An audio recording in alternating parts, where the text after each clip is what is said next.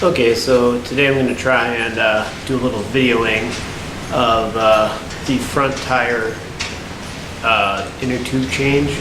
See if I can get that cobbly process down and give you guys an idea of what I've been doing to get the front bead off, or excuse me, the bead off the tire, and then get the tube inside. So let's see if we can give that a shot. My main goal is to try and keep this from being really boring, because there's a lot of time and effort. So I'm just going to do some cut shots and get things set up, and then the action stuff I'll try and get caught on a video here. But the front tire is going to be the first thing that's going to come off, and we'll see if we can't get that thing pulled free. Got a couple of things that are holding the wheel on here. The first one being the axle, but also there is these two pinch points here that hold the axle in place on each fork. So you have to loosen those four things there. Two on one side, two on the other side. And then there's the castle nut here with the cotter pin that you have to pull out, and then that'll loosen that. So I personally, I'd rather just loosen that castle nut with these guys pinched down. So that's going to be my first step, is I'm going to go ahead and take those out, or take the cotter pin out, take the castle nut off, and get the axle bolt off of there. And then we'll go ahead and loosen these up, and then we should be able to slide the axle out. There is going to be, I'm pretty sure, yeah, there is a Speedo drive here. That's all. You've always got to be a little bit careful of not breaking the teeth off of that, or the little cogs off of that when you're taking it out. But that kind of doubles as a spacer. And then there's another spacer right here. So I'm going to go ahead and start on that, and then I'll get back to you. So as you can see here, I've got the castle nut off. I've loosened these. I haven't really 100% removed them. I don't really think it's necessary. It's one less part to keep track of once it's off. So just loosen these enough so there's play in there to get the axle out. I should say that I do have this just on the center stand. Right now the bias is towards the front of the bike, but I'm thinking that what I'll probably do is I'm going to get a jack stand and put it under the front engine to tilt that back a little bit. Although I do suspect that once I loosen that wheel, it's going to the weight will shift back onto the back wheel anyhow. Another thing that I was thinking of as I'm doing this is that when you pull this out, there's the brake caliper right there, and if you aren't careful, that's going to be free from having this disc in here to keep it from compressing all the way. So just make sure when you do have the wheel off not to compress the brake lever. It's not a big hassle to open it up again, but just one thing to keep in mind. It's just a small hassle or a headache to avoid. Alright, so what I did here was actually just pushed out the axle, let the front slowly go down to the ground, got the wheel out, and then I put these jack stand supporters on there to tip it back and hold it where it should be. Just a couple detail shots here. This is the Speedo drive unit. You can see on this side here, actually I didn't need to be as paranoid as I was. My SV, these little teeth here that turn and engage with the wheel are made out of like graphite or something. So maybe not graphite, I don't know, something real brittle. This is made out of some nice steel, so you don't really have to worry too much about those breaking. But then these teeth here, those go and engage with these two little slots here, and that's what tells the bike what speed you're going. Or tells you what speed you're going, I should say. Yeah, so now basically I'll go ahead and try and get set up here and get this get that air out, release some air out of the tire, and try and get that bead broken. So give that a shot. Okay, so what I did here was I used my quick clamps here to, once I let the air out of the tire, I used those to clamp down on the tube, or the rim, or not the rim, I'm sorry, the tire. And once I did that, the bead broke free and I was able to wedge in my two levers, or makeshift tools here. Let me try and adjust this so I can get a better angle on what I'm going to show you here. And you can kind of see that the bead is there. I've got this, what basically is just a socket extension, and then I've got a screwdriver that's in there. And what you'll see me do in a second is I'm going to try and get that screwdriver, that flat blade screwdriver, underneath the bead, and then use that to pull the bead out far enough to work the socket extension under. So let's see if I can't do that for you without too much pain.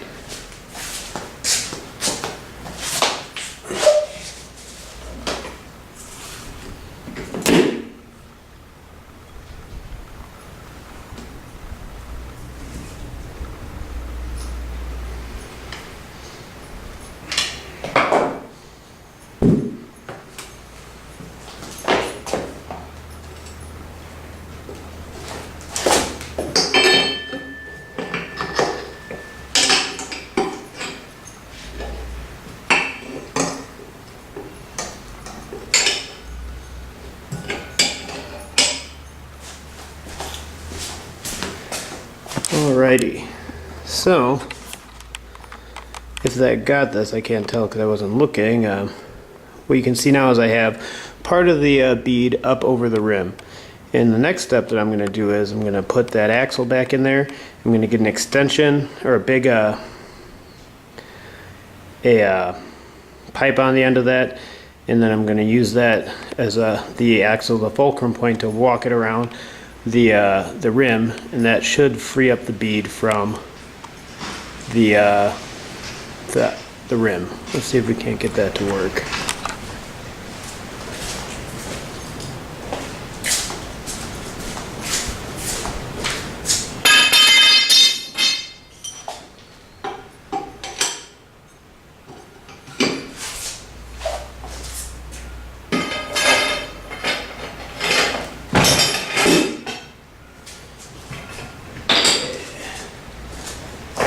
Give this a shot.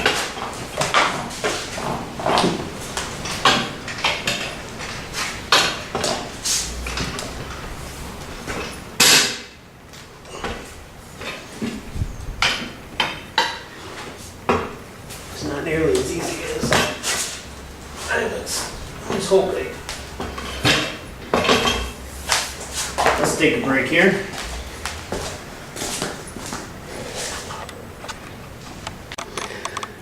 So as you can see now, with a lot more fighting, I've managed to get about a third of the bead free.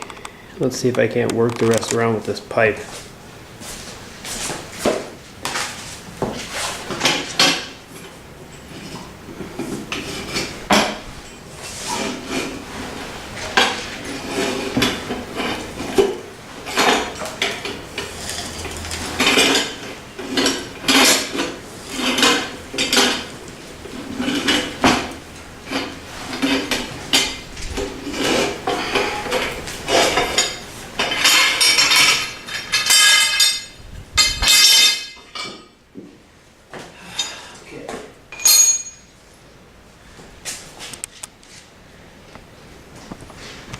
You can see there now that the bead is free.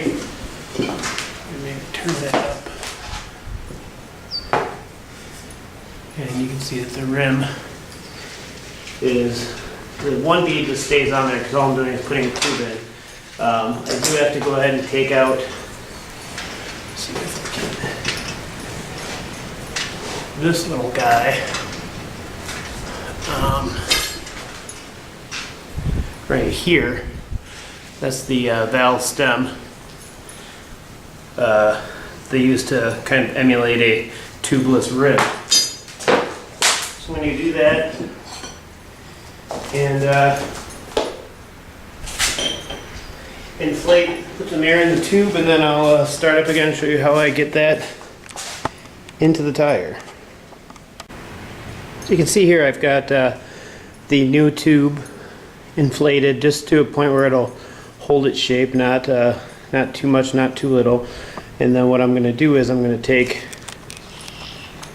let's see, the valve there, the Schrader valve, insert it through the hole in the rim there, and then I'm going to take, see if I can get a shot of it, that little guy, and I'm going to put that on the outside of the valve.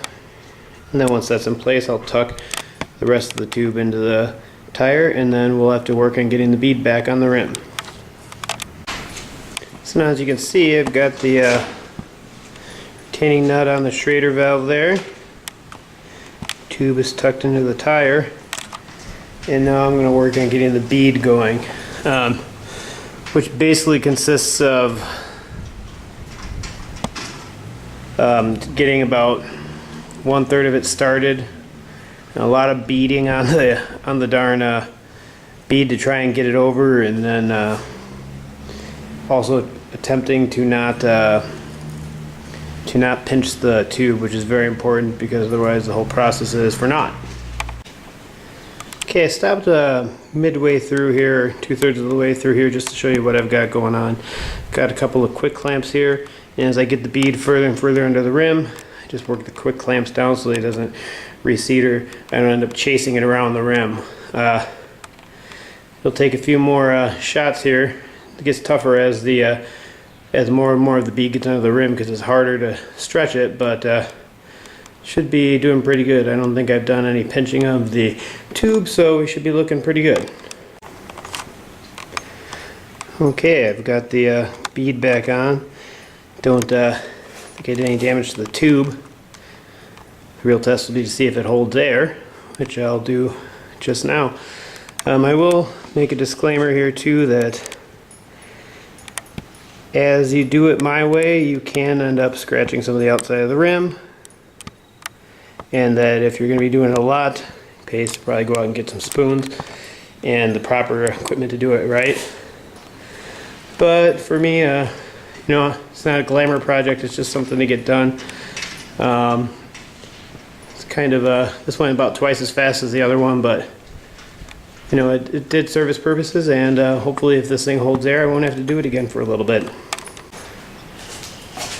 Alright, I took this up to about 45 pounds, which is higher than it's recommended to be at, and now I'm just kind of bleeding it down, and it seems to be holding air just fine. I'm going to leave this at 32 for now.